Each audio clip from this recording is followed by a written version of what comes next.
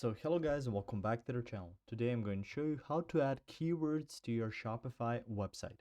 So the first thing you want to do is go to shopify.com or admin.shopify.com. You will need to log into your account. As you can see, I'm at this website builder page. You can see home, orders, products, and many more options.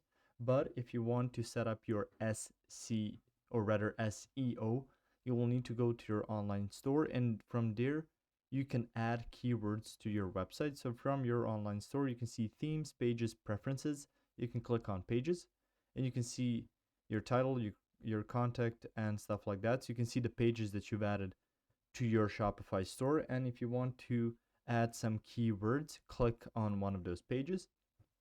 And from here, you can see title, the content and stuff like that, if it's visible or not. You can see search engine listing, my store, contact, and you can see here the edit button. Click the edit button and then just scroll down and you can see the page title will be contact, and you can use the meta description to add keywords.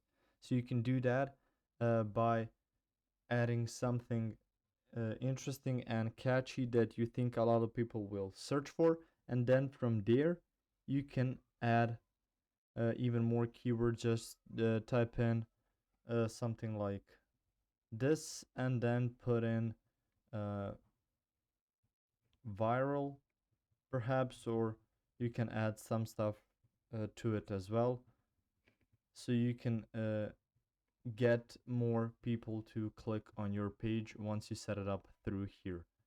If you found this information helpful or useful, you can like the video. You can also share the video. You can subscribe to the channel and click the notification bell to get notified about new videos on Shopify or some other topics you might enjoy as well. See you guys in the next video. Goodbye.